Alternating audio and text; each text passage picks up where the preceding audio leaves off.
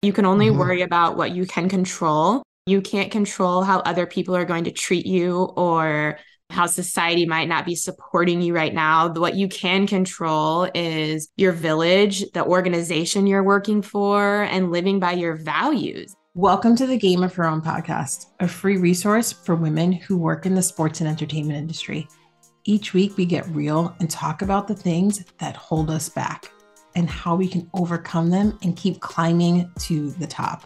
And the top is however you define it. We talk about the highs, the lows, and everything in between. Consider this podcast your secret weapon. You will learn from the best in the business and be able to take immediate action with all of the advice that you hear. I'm your host, Jahaan Blake, a leadership development coach and consultant. I've worked in sports for 20 years. 15 of those years were spent working for the Red Sox, Dodgers, and the Cubs. After 15 years of working in the front office, I took a leap of faith and I started my own business. Friends, as a Black woman in sports, I know that the industry can take a toll on your confidence and sometimes leave you feeling defeated. Join me each week so I can support you on your journey. I promise you, each week you will feel stronger and more confident than the week before.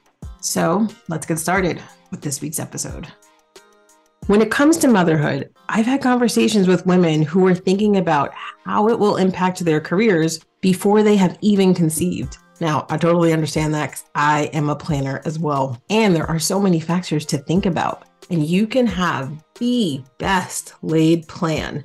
But one thing I know for sure is when your bundle of joy arrives, 9 times out of 10, your plan goes out the window. And here's the deal. That's okay. I know that motherhood can be isolating. And it's why I sat down with Meg Dalton and Lauren Hayes, the co-founders of The Matrescence, to dive into what it's like being a working mother. This episode is for you if you are like me and you don't have children, but perhaps you manage women who do. You have women on your team that plan to start a family, that already have a family. This episode is obviously also for you if you are thinking about having children or you have little ones right now who are running circles around you just as you listen to this episode. We talk about the tools to help manage the anxiety that comes with being a working mom, why it's okay to change your mind about what your life looks like with a family. We talk about learning how to relinquish control, how to identify what balls are plastic and what balls are glass. We also dive into the community that Lauren and Megan created to help mothers reduce anxiety, stress, and empower them to make informed, intuitive choices. All right, Game of Her Own listeners, I am excited about this episode. A lot of you have asked me questions about approaching motherhood and what you should do, what you shouldn't do. And I have the experts on to help answer those questions. All right, Game of Her Own listeners, let's do this. Ooh, 2 people, Lauren and Megan. Welcome to the Game of Her Own podcast. I'm so glad you're here. Thanks for having us. We are super excited to chat with you today and hopefully share some tips and education to make working moms and women in sports and more empowered today.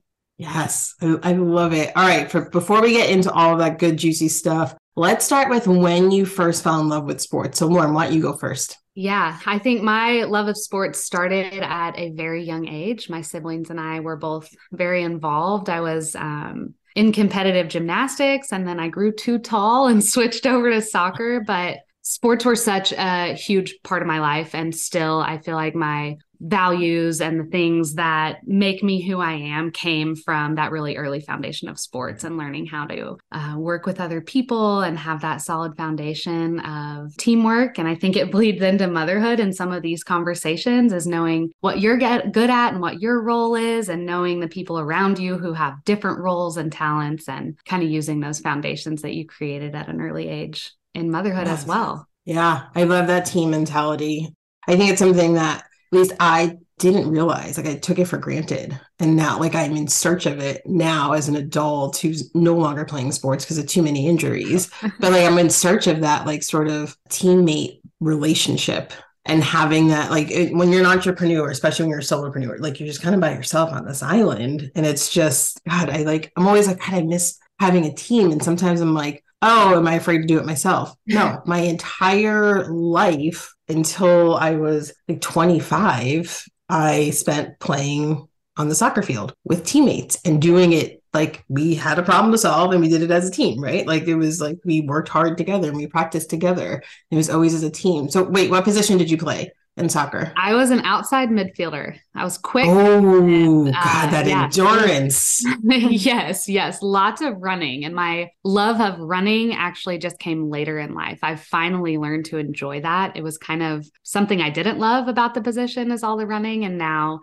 as I've gotten older and I've exited the sports world, and I still lean into that and have found this new love for running, which is nice. That is good. So yeah, I went through that same thing where it was like, I was like, I don't want to work out anymore. Like, I'm done with soccer. Like, I'm like, you just like, we're like, I'm done with it. And then I was like, wait, I don't feel right. And then finally got into like, just loving working out, that same thing. So are you like a marathon runner? I have not. I wish I would have before babies. I don't know that my hips and knees would love a marathon these days, but a good long solo run lately has felt really nice, and finally kind of finding the joy in it. Because I miss sports. I miss that piece of life for sure. The camaraderie and the encouragement from others is what we all need sometimes.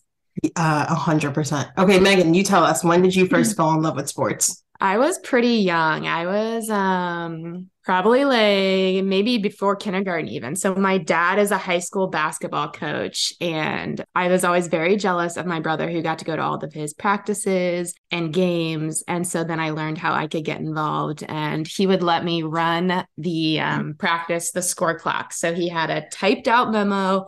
We're going to do these drills for these many minutes. And I was the buzzer lady. So I would buzz when the 3 minutes was up, and I would set the clock to the next time. And you had to follow along, because if you did not pay attention and you missed, you didn't get to come back the next day. So the competitiveness is still in me. I'm very competitive, especially watching my children now. It's like really hard for me to keep my mouth shut on the sideline. But I try really hard. And just watching that hard work pay off and everyone working towards a collective goal. I miss it for sure.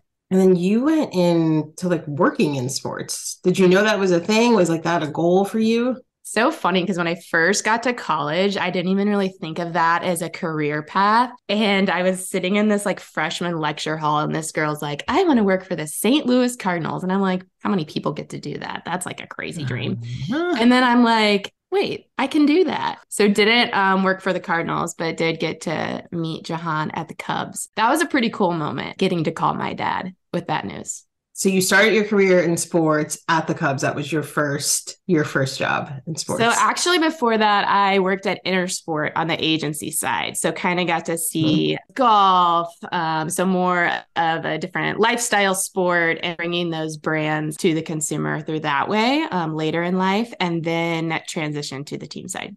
How did you make that transition into what you do now, which we'll get to in a second, but how did you like decide like, all right, sports, see ya, I'm going to go do this other thing that I've been thinking about for a really long time? Well, I had this coach that encouraged me to really look at your values and what you were going after in life, and kind of saw a lot of women ahead of me making big sacrifices that I wasn't willing to make and truly able to make due to just how my relationship is with my family setup. Don't have the luxury of being able to travel or work the late nights because my husband's in those roles. So once I became a mom, kind of realized that if I wanted to be home as much with them as I wanted and be afforded some of the opportunities and flexibility, then I needed to make things look a little differently. So I tried to find my way within sports and put up some boundaries, and it just wasn't working. And so ultimately I had to follow my heart, which was supporting women in a different way. And that's when Lauren and I came together a couple of years ago now, which is wild. And crazy. Lauren has this heart of gold and this passion of wanting to help people, but she also needs to make a career out of it. So I was able, in a weird enough way, to take all of my business-oriented skills and combine them and make a business out of it, but then also really fill that cup of fulfillment and supporting people and helping people and truly feeling really great about the work that you're putting out, not only in a business standpoint, but in your community and in your household when you hit the pillow at night.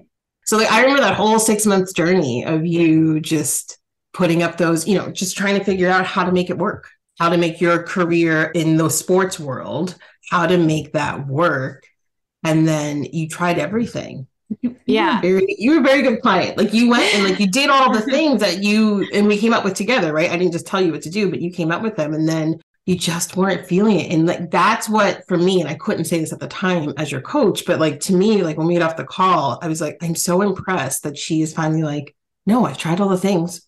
This isn't working. Like you didn't try for like years and years and years to make something fit that wasn't working for you. Like you honored what you were feeling, and you were like, I have to go do something else. And it wasn't like you just came up with this something else. You put it on the very first intake form. And I asked you if you wanted to explore it more. And you said no. And I was like, okay. And then really? Oh, I don't remember that. I remember that. Like clear. I was just like, okay, she doesn't want to, you can't pry it. Like you can't push on that. Like she's not ready for that yet. Like that's not for her right now.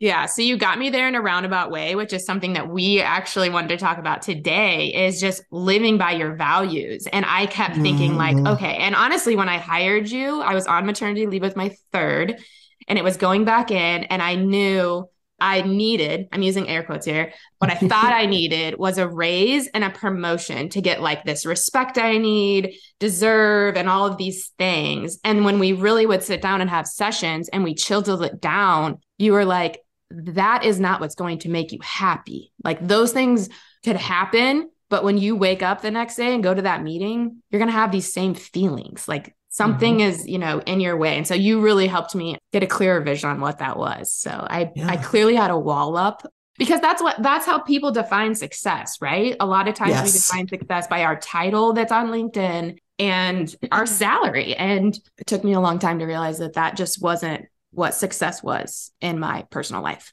And thank you for doing that, because Megan has done a really good job at taking her skills at past experiences and bringing them to the table and having a completely different set of skills than me and building what we've built today. And I think it's been really nice and a big breath of fresh air for both of us to be able to call it work, but it's this huge passion project that has turned into this beautiful space, helping so many people. And I couldn't have done it without her. Yeah. You guys have done a tremendous job, and I love following along. And I am not a mom. Well, I'm a dog mom, but I don't have children with two legs, and I still love following along with everything that you're doing. So why don't you, that's a great transition. Why don't you tell everybody, either one of you can answer this, what you do now and who you do it for?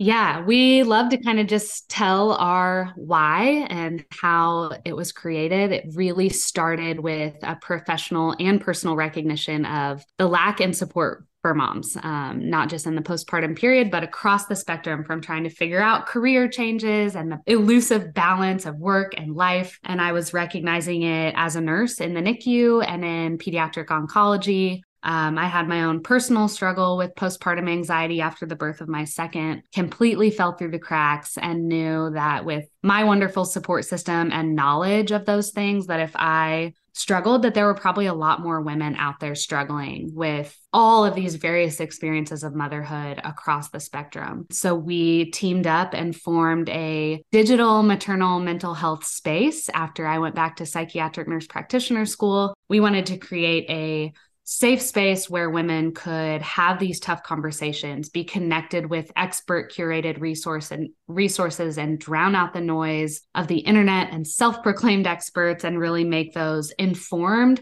but intuitive decisions that I feel like we've kind of lost our way on. It's like there's so much noise and opinion, and there's so much comparison that really we've kind of lost the ability to make these intuitive mom decisions. Like our moms and generations before us knew how to mom before there were all of these mom experts. So we are really, really proud of the space that we've created. It's exactly what we wish we would have had when we were struggling. And Megan can tell you a little bit more about the business side of it, but it really was born out of that personal and professional recognition of women needing more support. And how long have you guys been in business?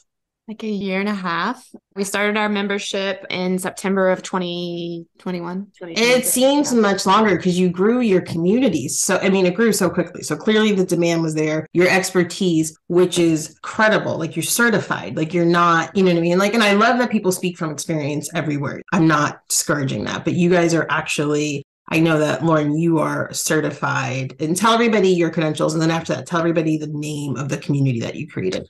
So I'm a psychiatric mental health nurse practitioner, and our community is called The Matrescence, which we also kind of love to tell people what that means, because the meaning, as soon as we heard it, we knew was such a cool way to encompass what we wanted to do. So the matrescence is the maternal form of adolescence, and it's a real word. It was coined by a sociologist, and it's supposed to encompass the physical, emotional, and mental, huge, monumental changes that women go through when they're going to and through motherhood. And I think adolescence, you kind of know and expect these changes. There's a lot of education and support around that. And then motherhood is just not the same way. You're just kind of expected to do it and move on and make it look good. And it's really, you're born into a completely new person, and life isn't going to look the same. So we just loved the meaning of the word.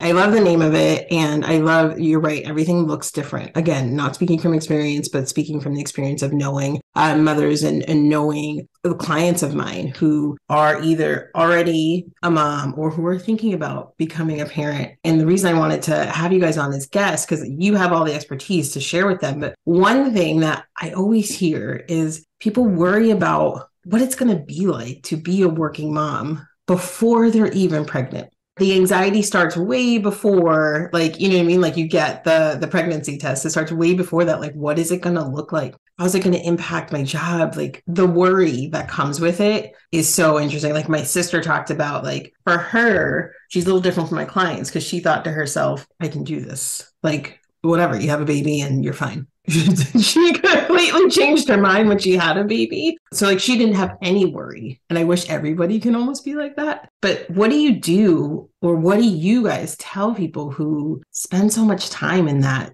I don't know, that worries place, that it's so much energy? It's true. It's a true form of anxiety, worrying about the future, right? But you can only worry about what you can control. You can't control how other people are going to treat you or how society might not be supporting you right now. What you can control is your village, the organization you're working for, and living by your values. And you have to embrace the change. Like as scary as change is, it's inevitable. That's the only constant, right? Is change. And it's so beautiful. Is working motherhood easy? No, it's really, really hard. But is it worth it? Yes. So surrounding yourself with people that will support you. And that can look so different for everyone. Like I grew up in a very small town. So like moving back to a town where I had family support and being able to work in sports wasn't going to happen. But can you have a digital village? Can you lean on your daycare or child support team? Are there other women in your organization that you can nanny share with or carpool with when your children are old? There's a lot of ways that you can lean into people now for that village, that team that we were talking about earlier, to support you. You just kind of got to put your neck out there sometimes and ask for help. Yeah. I love what you said in the beginning. I mean, I love everything you're saying, but in the beginning, you're like, it's more about what you can control. That's where you should put your focus. Like, because you cannot control how people treat you. You cannot control how your organization reacts to you now being a mom. It is 100% out of your control. And that makes sense. And I think people were listening like, yeah, totally makes sense. But how do I manage those thoughts that keep popping in my head? Like I'm going to tell myself now that someone's on the walk, like, yeah, that's what I'm going to think. And you're absolutely right. But then a week later, the thoughts come back and you forget about that inspiring message that they just gave you. So like, how do they dig into it and make sure that they manage those thoughts? There's a lot of different tools, and I think it looks different for everyone, and it's going to look different in each season, whether, maybe work's really demanding right now, or maybe you are a mom and thinking about having another one, and you're like, how in the world did this fit in? There's never a great time, right? You're always going to be up for a promotion, or you're always hopefully going to be up for whatever next gig, or you're working on a big project. You can't just keep punting it down the line. Like you're never truly going to be ready. As many women know, it's not that easy anyway. So put that aside and go back to your tools. So that might be therapy. That might be a neutral sounding board of seeing that therapist and getting those thoughts and feelings out. That might be journaling is one of my favorite exercises and tools, is just dumping it on paper. And sometimes when you're looking at it, you're like, okay, that is far-fetched, or that is way out of my control. I can't worry about that. It just feels like I need to release it. So that's a way for me. Lauren's is running. Like I was waiting for you to say that earlier when you're like, I enjoy it. Like when Lauren's pissed off or when she's upset, guarantee the next day she's like, oh my gosh, my legs hurt. I went on a 9-mile run. I'm like, shocker. Like that's her release. Movement is her release. So yeah, there's I think, tools.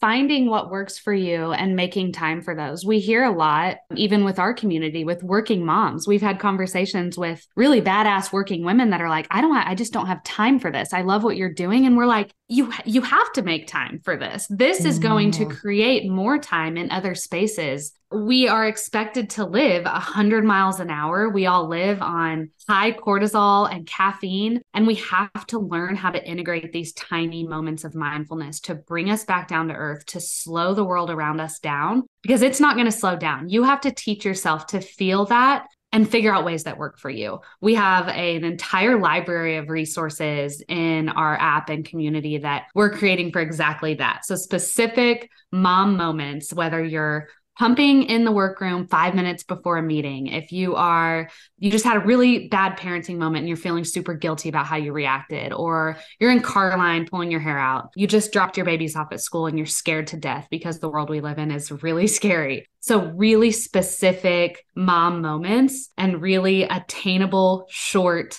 mindfulness exercise that can help you kind of come back down to earth. And we've noticed it in our lives. It's really interesting, like how much we implement these tools now. They seem so basic, but once you make them a habit, and we hope that's what the app and community will help women do, is implement these small moments of mental health and wellness activities that really do over time help with the stress of the world.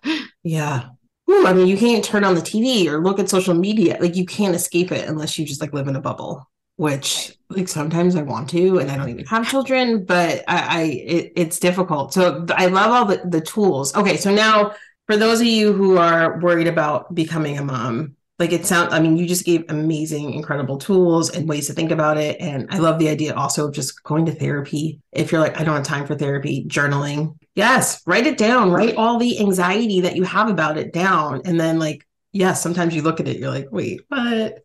Like, I can't believe I just wrote that down. There's so many times when I've either written something down, like you said, or talked to my therapist and I'm like, wait, sorry, that's ridiculous. Let's just move on. Like as soon as you get it out, it just it releases it and you're like, okay, that's better. Like that feels much better. Now, all right. So say, okay, they have anxiety about, having a kid. So now you are pregnant. I know for my sister, like she thought she would be Superwoman. She planned, I told you guys this when we first talked, like she planned a trip to South Africa. Like she didn't press go, but she was like, do you want to go? She wanted the whole family to go. And she was going to go during maternity leave. She was going to go during her last month. And she wanted us all to go as a family to South Africa with her newborn. And like, that gave me anxiety. And I did not project it on her, but I was like, I'm in. Like, I'll definitely go with you. And I know her husband, hopefully she doesn't yell at me for telling her business, but her husband was like, what? Like, wait, can we just have the baby first? Can we just get through this? This is a huge life moment. And then as soon as I will never forget it. I went down because I wanted to be there for the birth, and I went down and she was like in the kitchen and she just looked so uncomfortable and just like she was leaning over the sink for no other reason, just because that felt comfortable in that moment. And her husband came over and I heard her say, I don't know what I was thinking. There's no way we're going to South Africa. There's no way. And then I felt like at that moment, I watched my sister's life just completely change. It was just like, oh my God, she realizes it's not easy, and she was tired all the time. And then she was worried about what work was going to think of her and how they were, you know what I mean? How is she going to get her work done? She's a lawyer.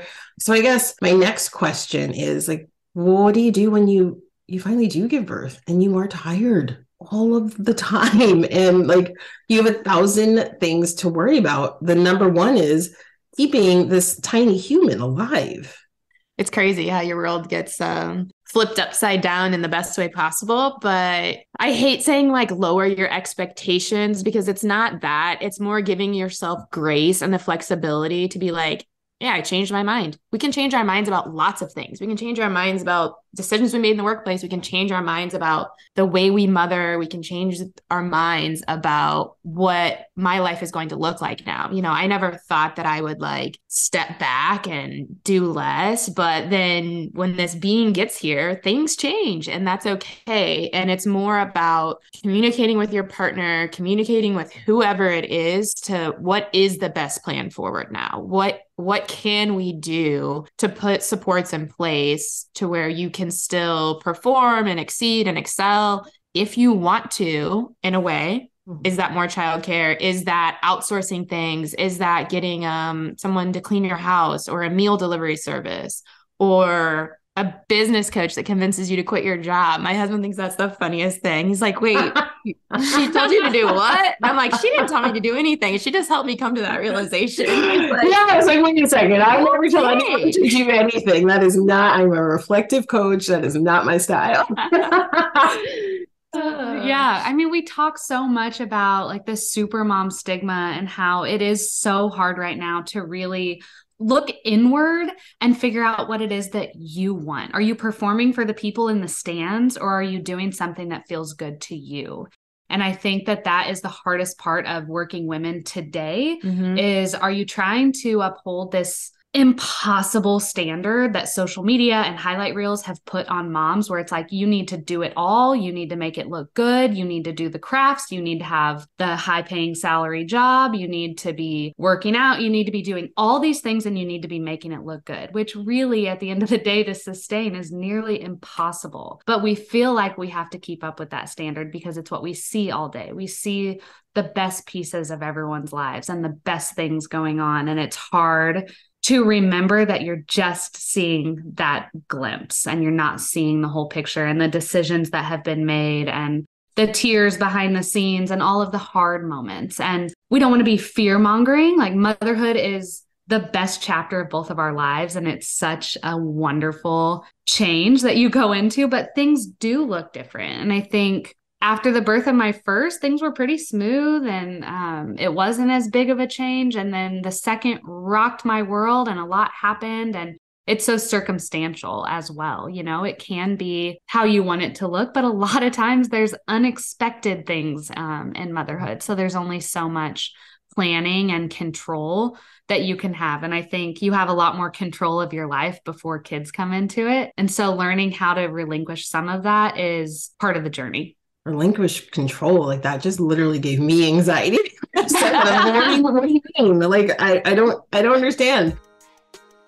Some of the toughest conversations we have are the ones that we have with ourselves. We can convince ourselves to believe stories that we don't even know are true. What's crazy is we allow that story to take a toll on our confidence. Have you been there before? I know that I have. We get in our heads. We beat ourselves up. Here's some tough love. Nobody's got time for that. We are high achieving women who have big career goals. We don't have time to get in our own way. And I am here to support you with my new one-on-one coaching program, Step Into Your Power and Own Your Career. My clients have told me that when we work together, I've helped them get out of their own way, regain their confidence, learn how to manage their emotion and mindset. They've told me that they've been able to get their voice back and use it with confidence. The most important thing, they've told me that we've identified the obstacle that was getting in their way. If you want to learn more about this program, scroll down in the show notes, click on the link that says Step Into Your Power and Own Your Career. You can set up time to chat with me, and we can figure out if this is the right program for what you need. All right, let's get back to the episode. So you have a platform, you have an app, is that right? Correct. So our app kind of performs like its own private social media. There's a resource library. You can access mindfulness tools that we touched on, whether that's meditation, different breathing exercises, ways to reset your nervous system if you're overstimulated. That's expert written guides or interviews we've done with other professionals like a lactation consultant on tips for pumping. Say you only have 20 minutes and you know this meeting's coming up and you don't have enough milk. There's tools that you can do to help your body release that, calm down. So that's pelvic floor PT. Maybe that's getting back to working out or exercising. There's a lot of different stressors that happen physically and mentally that impair our ability to perform how we want to in lots of different ways in life. And yeah, it might be a physical pain, but they're so connected that it's hard to go to work and focus on that the next day when you're dealing with all these other issues. So really just putting that all together for people and easy access for that. And then chatting with other moms is another piece that is just so invaluable. Like it's hard sometimes for people to go back after work. And so it's like, okay, what did you guys do to like set yourselves up for success when you're returning from maternity leave? Or maybe you're like, hey, I'm actually excited about this. And people make it sound like I shouldn't want to be going back, but I am really excited to go back because being at home is really hard. And just validating that all those feelings are okay and normal. So the motherhood piece of connecting with other women is really powerful too. Yeah, I can only imagine like just every kind of back to the whole team mentality we just talked about, like just being around people who are going through the same exact thing. And some people are going to be in a bad place and need help getting out. Some people are going to be in a great place but just want to be surrounded by other women who are going through the same exact thing. And like, I guess don't let me put words in your mouth, but your job as the co-founders is to make sure that everybody has that support and has the tools they need to keep growing. Is that right? Yeah, that's the goal. The goal is to listen to our community and keep filling it with resources and tools that are valuable to them. And as things change, that different experiences that they have that we might not have witnessed, that they're bringing them to the table, we're finding the experts that they might need. We're connecting them to a therapist, if it's talk therapy, or maybe it's medication that they need, the different tools that exist to serve you. And then also tapping on mom a lot of times on social media or through messages and things and reminding them that this is here for you. Because a lot of times when life gets really hard and really stressed, a lot of us lean into unhealthy coping mechanisms, whether that's reaching for that extra glass of wine or that's staying up till 2:00 in the morning watching Netflix, knowing that your baby's probably going to wake up a time or two and then you got to get up at whatever time your alarm's going off for work. Maybe that's eating unhealthy foods because they're comforting and that's something that you go to, but then you're in this vicious cycle of not feeling great and not sleeping. Sleep is queen. That's the kind of the foundation. And I know that's really hard when you have a newborn waking you up, but there are things you can do to support that sleep and make sure that you're at least setting yourself up to be able to get that 4-hour chunk is what you really need consecutively. 4 hours? Sorry. Well, sorry.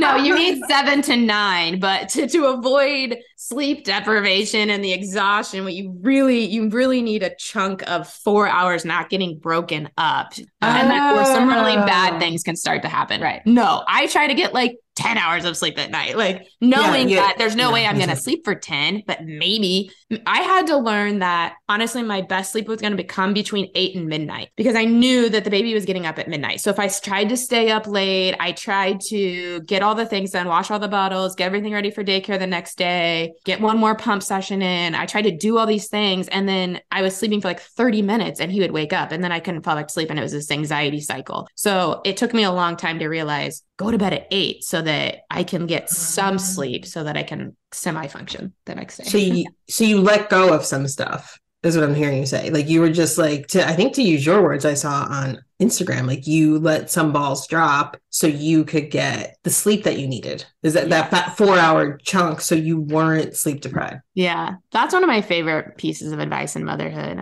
Working and at home, and just throw the word balance out the window because it's not going to happen. Try to go for more blending and what balls are plastic and which ones are glass. And that, again, goes back to your values of what are you going to let drop? Like maybe in one season, missing toddler soccer is a ball you're willing to let drop. And, you have to be okay with that because you're doing XYZ at work that's going to get you this much further down the road for whatever reason. Mm-hmm. Maybe when it's junior high, high school, you're not willing to miss the baseball game and you got to let something else go. So just really defining and redefining what's plastic and what's glass and what you can let go. Yeah, those are some other really good resources that we have that I continue to go back and visit and that we continue to highlight in the community is looking at those values. We have a values framework. We have like a motherhood mission statement. We have an activity that helps you walk through like your family mission statement. And it's so helpful. I used to think those kind of things were kind of silly. And as I've leaned more into these tools, I've realized how helpful it is to revisit those and to write them down and have them concrete and visual, just like vision boards each year, just so that you have that visual reminder every day of what are the values that I'm living by? What are the values I want my kids to see in me? What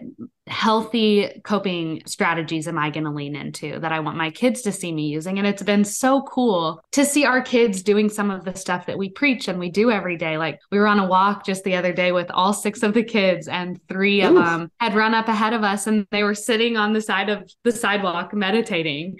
And it's just so cute because it's like we're the biggest influence on them and their mental health and the tools that they're going to lean on as they grow up. And it's pretty cool to see laying that foundation for them and hoping that by starting with mom and starting with this community and teaching women these tools, that's going to bleed into the ongoing adolescent and pediatric mental health crisis that we're seeing and hoping to slow that and help these kids learn how to cope with this stressful world that we live in without being fear-mongering. Like I said, these are just tools that everyone needs, not just mamas. Yeah. I mean, that's outstanding that the kids ran up. First of all, it's outstanding that you went on a walk with 6 kids. Like that just, again, gave me anxiety. We look like a circus, but they had So to see them run ahead, the 2 kids or however many you said, and you come up and they're meditating because they see you doing that. So they are mirroring what they see in you. Is that right? Yeah. Yeah. It's hilarious. I think they were probably doing it to be funny. They weren't like in a stressful situation, but we all got a good laugh out of it. And a couple of people were looking at them like, what's going on right now? It's just cute that they even know what it means. See. Yeah. It's cool that they know that and that someday when they really do need it, they'll know that they can reach for that and that it works. And then, advocating for yourself. That's another huge thing that we try to, I don't know if you can teach people. We try to encourage people to do that and use their voice. And I know that's what you do in the workplace and it's at home too. And, advocating that mom needs time to herself. Mom is going to the gym so that she is a healthier human being to take care of you, to succeed in these other things. And because I want to, and getting rid of that mom guilt that I know is really tough in motherhood, especially when you go to those saying that, missing a recital is a plastic ball. And then you still have all this guilt around it, but you have to move past that. It doesn't mean you did something wrong. And it doesn't mean just because that's my choice and it's not a choice that Lauren would make, that it's wrong that I chose that for me and for my family. And I think it's really hard to be like, oh, well, my coworker's going to that happy hour, so I really need to like show my face or go do that. And maybe that's not what your family needs at home right now or what you personally need. So being able to set that guilt aside is so challenging and such an important skill because it comes up so often. You can't do it all the time. Yeah. The skill is saying no. And when you do, right? So say you do work at a company where there's not a lot of like working moms, or there's several, but they're in the, they are in the C-suite. So they all have nannies.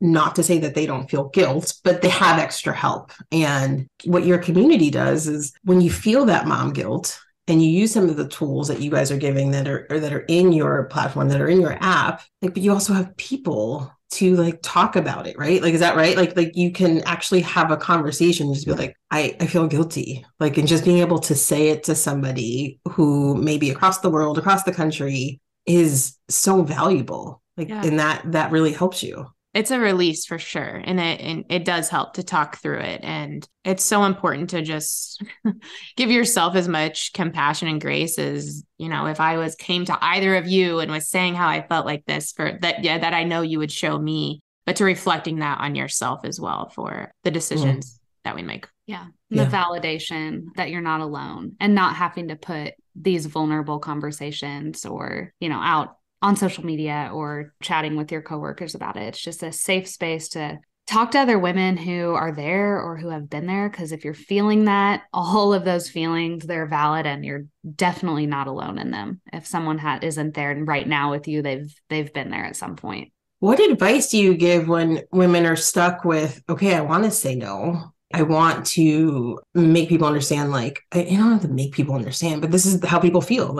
I'm choosing to go to soccer practice over this happy hour. I'm choosing to go to soccer practice over answering emails late tonight, even though we're in the middle of a project. Do you guys coach women on, or do you have the tools in your platform to tell people how to say no?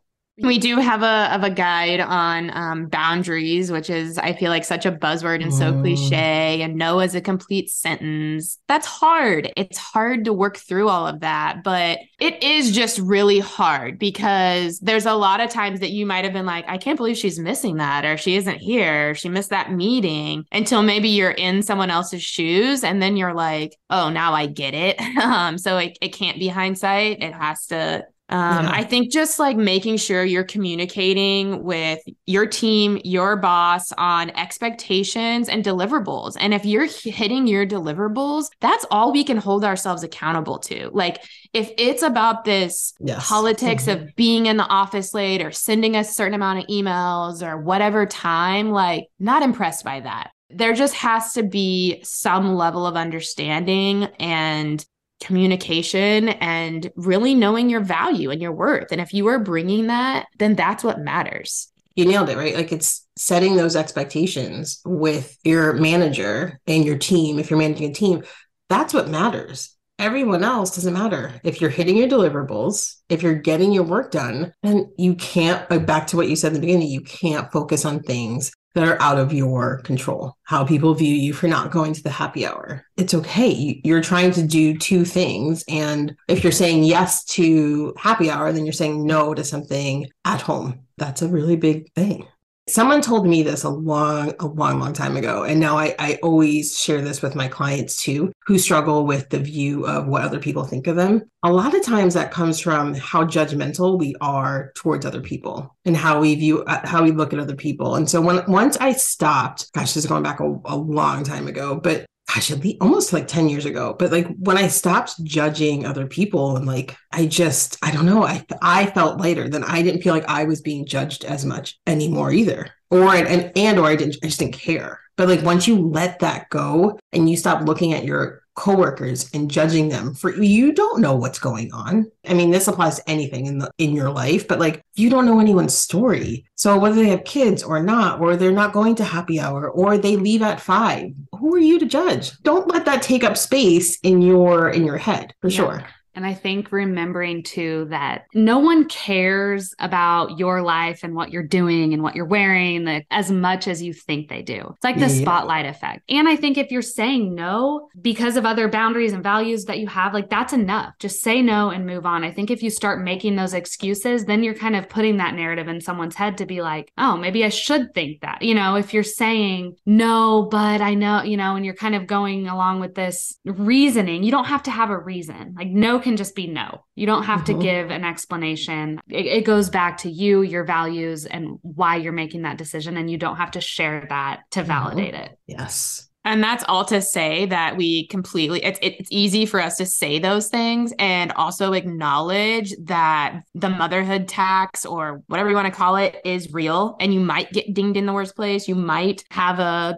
target on your back, for lack of a better word, but you just got to keep putting your best foot forward, cranking out the great work that you do and showing your worth. And maybe you need a new position or a new, maybe that'll be your calling to push you into something else that you can do. You know what else I love that you guys talk about? I remember I saw it on like a post that you made. I went to my sister. I was like, do you like, oh my God, the fourth trimester? Like, I've never heard of that. Like, you need to follow them. She's like, yeah, it's a thing. And I was like, oh, my bad. Just trying to help. Sorry. But if you can talk like a little bit more about just the fourth trimester and what you go through. That's kind of, that's our bread and butter of what we talk about. The fourth trimester is, I feel like one of those things that doesn't have the support and narrative. We're trying to change that. It's like you're nourished through your pregnancy. You have all of these appointments. Your village is around you, supporting you and celebrating this baby. And then it's like you have the baby, focus all shifts to the baby. Your village falls off after those couple days of visiting, and you're kind of left to figure out, who am I? And like revisiting all of these things while also trying to keep this tiny human alive and safe. It's such a time of just like, I feel like chaos when it doesn't need to be. We're trying to create a narrative around the fourth trimester that you are going to need this additional support. And it's going to be helpful to have those things in place and know what you can lean on before you're in the thick of it. Because I think that's where I got lost in the undertow of some of it, is I didn't know where to turn. I knew I wasn't feeling myself. I knew I wasn't getting joy out of the things that typically brought me joy because I wasn't even doing them. The sleep deprivation had taken its hold on me, and I had no idea where to turn. So the fourth trimester just deserves more support. It deserves people reaching out into the fog and holding your hand and connecting you with resources that you might need. That might just be a friend, a doula, a digital support system. It might be therapy. It might be medications. There's this whole wide range of support that exists for women. All of these experts who have dedicated their careers that I didn't even know about, from pelvic floor therapy to lactation support to chiropractors, all these various people who have specialized in maternal health and wellness, and just shedding light on all of those people and helping people connect the dots so that the fourth trimester doesn't feel so chaotic and lonely. For those of you who are listening who don't have children, but manage people who have children, right? Or maybe you have children and like, this is something that you've managed differently and you don't really need that support, but you are watching other people. Oh, this reminds me of like my best friend. She could not understand, unrelated to children, she could not understand how people were so anxious about COVID. Now, I know that sounds crazy, but she's not an anxious person. She doesn't have anxiety. And so she was like, I don't like, on my group chat, everyone keeps talking about it over and over and over again. And I'm like, all right, already, let's just move on. Right. So some people, you handle things differently. So if you're a manager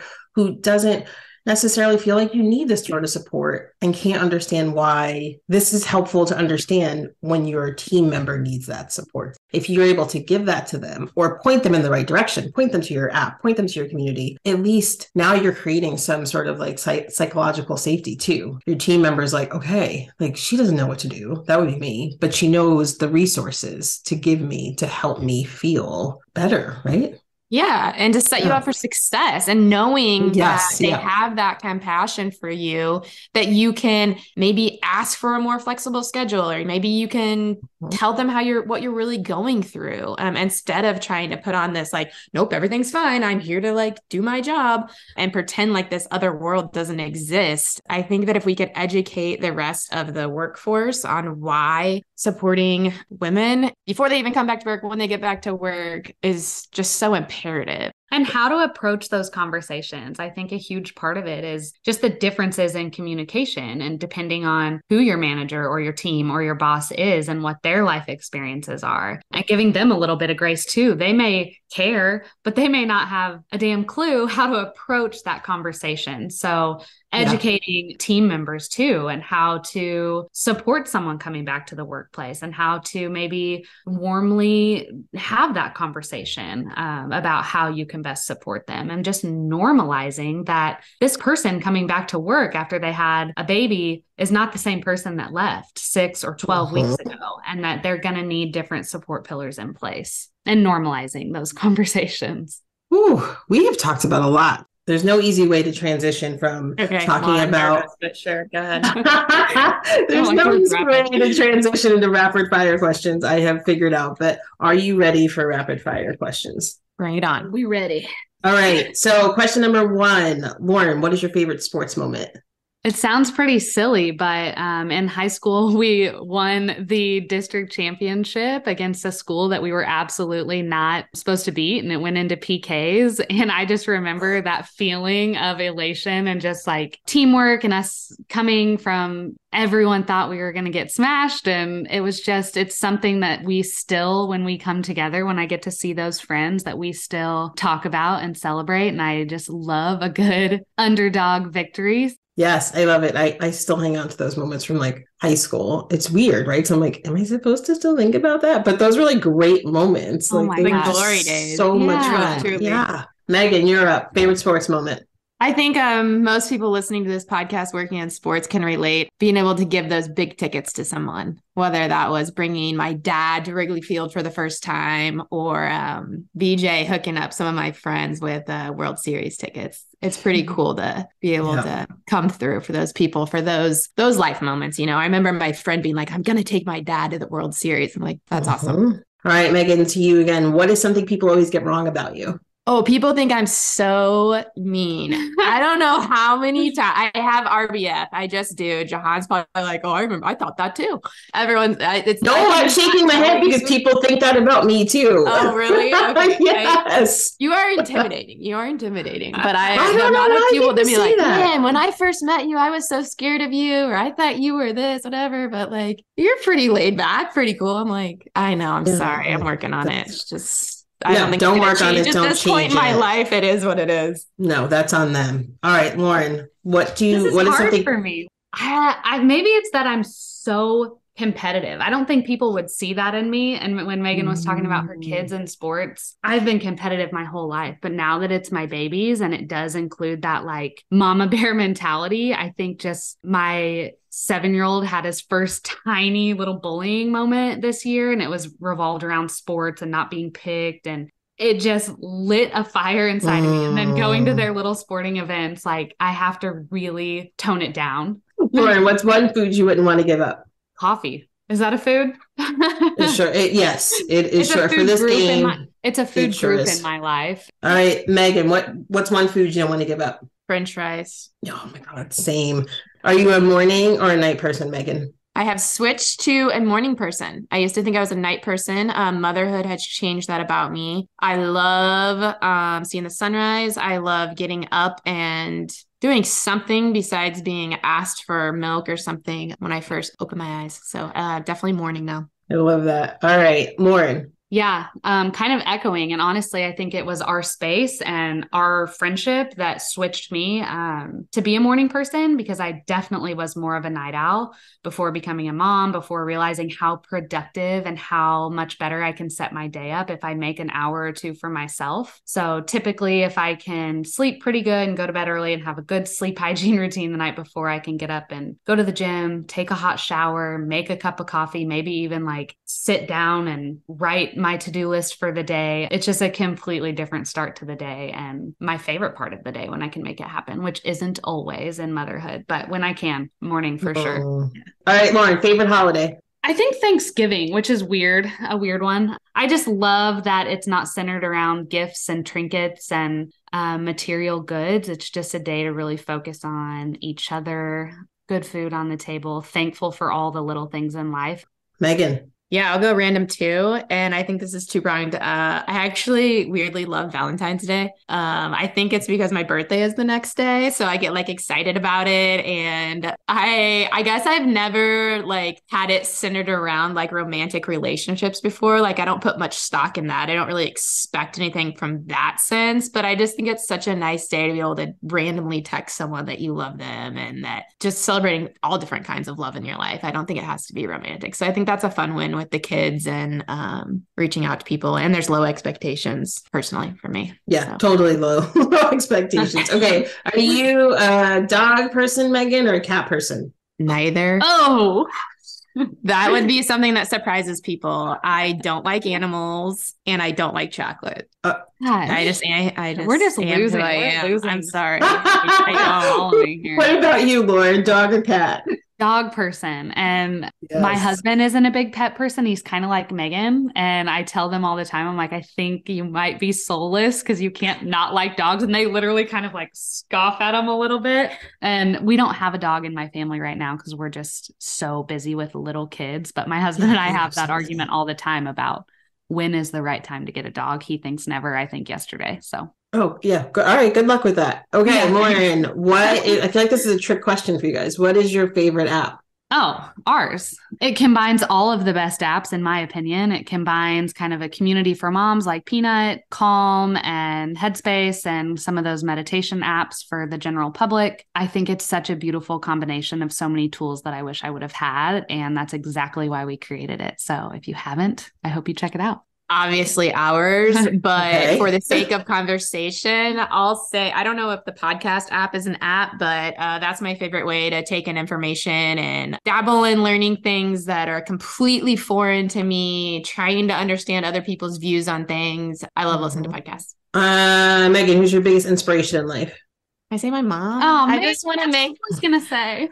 I'm so blessed that I have an amazing mom. Always my biggest cheerleader, my kid's biggest cheerleader. Yeah. I mean, I feel like it's just appropriate for this conversation and not to just steal that spotlight, but same. My mom has worn so many hats and has done it with so much grace and continues to support every dream I have come up with. I have dabbled in random things in my life. I thought I was going to be an actor, a singer, a soccer player. You know, I've like done all these, and she is there. She would drive hours to anything I was doing. And I constantly wonder how they did balance it all when she had 3 and all the activities and wore, you know, the mom hat, the dad hat, and has played so many roles in my life and just continues to be such a pillar of support. Even today. Yeah. She watches the kids so we can do things like this. And yeah. Yay. All right. Last question. Lauren, finish this sentence. The future of women working in sports is... Right. Yeah, I want people to feel empowered by this conversation and know that if you love working in sports and you want to be a mom, that both can be true and both can exist, and you can learn to create that toolkit that works for you, to create those boundaries that work for you and your family, and to still be a confident and productive employee in the workforce. We are changing the conversation one workplace at a time, one mama at a time, trying to shed light on this really important conversation. But I like to believe that it is changing and the trajectory is good and that the future of women in sports is bright. Megan. Possible. It is possible. You might not see a ton of women in sports. I think that's changing. I think nowadays you are seeing more and more. And so, yeah, seeing that representation matters. And the only way that there's going to be more women and more women at the top is by supporting one another. And that doesn't mean that it needs to be competitive and that like you can't cheer someone on that's either in your organization or at a team across town that might come steal your job. That's not the case. It needs to be an abundance mindset, and we can only get further in the game and the organization if we're supporting one another. Megan and Lauren, this conversation was so fun. All right, if someone wanted to get in touch with you, how can they go about doing that? Visit our website, thematrescence.com. We're also The Matrescence on Instagram. Reach out. We'd love to support you individually or your organization. And you can do it. It's hard, but you can do it. It's possible. Yay. All right. I will link to all those things in the show notes so everyone can just easily click on it, especially if they're like me and spell everything incorrectly. I will put it in the show notes for you. Thank you guys so much for spending time and sharing all these tools and resources with us. Thank you so much for your time. We enjoyed being here. So what did you think of this episode? Do you know another woman who works or is aspiring to work in sports?